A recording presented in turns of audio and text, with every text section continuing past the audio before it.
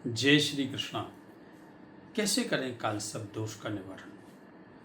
29 जुलाई मंगलवार को पड़ने वाली नाग पंचमी पर आप शिव जी का अभिषेक करके और चांदी के नाग नागिन लेकर नाग नागिन का पूजन कराएं। सर्प गायत्री के द्वारा उनको अभिमंत्रित करें।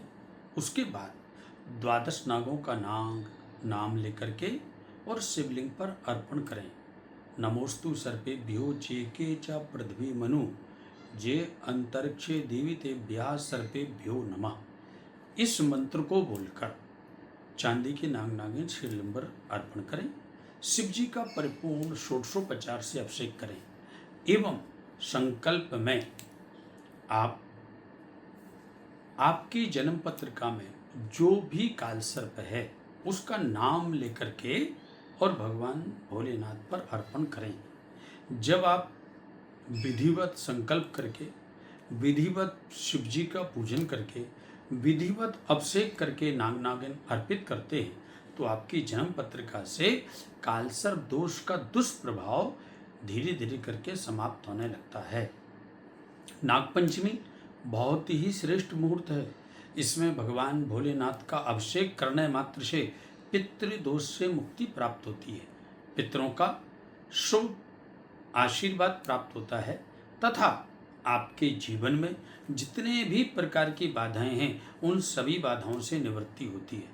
नागपंचमी के दिन नाग केसर का पुष्प लेकर शिवलिंग पर चढ़ाने मात्र से भी सर्प दोष की निवृत्ति होती है, कालसर्प दोष की निवृत्ति होती है। यदि नाग केसर नहीं मिलता है तो 108 या 1008 बिल्वपत्र शिवलिंग पर अर्पण करें।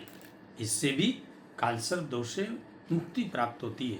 कालसर्प दोष जन्म पत्रिका में अनेक प्रकार की बाधाएं उत्पन्न करता है, कार्यक्षेत्र में रुकावट करता है, मन में उद्विग्नता उत्पन्न करता है, मन में अशांति पैदा करता है तथा परिवार में कलह उत्पन्न करता है। कालसर्प दोष के अनेक प्रमाण हैं, इसीलिए कालसर्प दोष की निवृत्ति का बहुत सुंदर है यह मुहूर्त और इस मुहूर्त का अवश्य लाभ तथा शिव जी का पूजन करके, अर्चन करके, चांदी के नाग नागिन अर्पण करके और कालसर्प दोष से मुक्ति प्राप्त कर सकते हैं।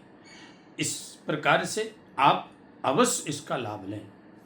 दूसरा नियम है, कालसर्प दोष के समय यदि आपके जीवन में अनेक प्रकार की रुकावटें आ रही हैं, अनेक प्रकार से आपको समस्याओं का सामना करना पड़ रहा है, तो आप किसी भी शिवालय में जाकर जौ के आटे का नाग नागिन बनाएं। पहले शिव जी का अभिषेक करें, उसके बाद उनका विधिवत पूजन करके अभिषेक करें कच्चे दूध से। उसके बाद में उनको शिवलिंग पर स्पर्श करा के बहते हुए पानी में प्रवाहित कर दें। इससे भी कालसर्प दोष से मुक्ति प्राप्त होती है। तीसरा नियम है 12 नाग लेकर, जिसमें 4 चांदी के नाग नागिन के जोड़े, 4 तांबे के नाग नागिन के जोड़े, 1 स्वर्ण का नाग नागिन का जोड़ा और 1 लोहे का नाग नागिन का जोड़ा तथा 2 जोड़ों को आप जौ के आटे से निर्मित करें।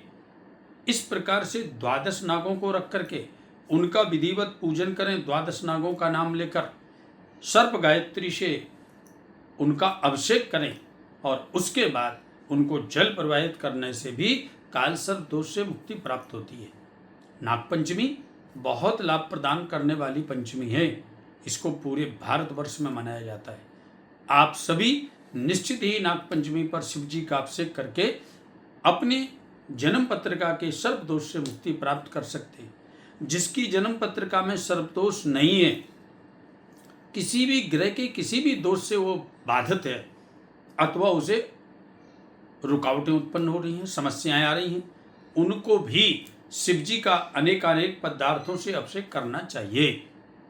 यदि आप अभिषेक करते हैं तो निश्चित ही नागपंचमी के दिन के अभिषेक का आपको परिपूर्ण लाभ प्राप्त होता है और आपकी समस्याओं का होता है समाधान।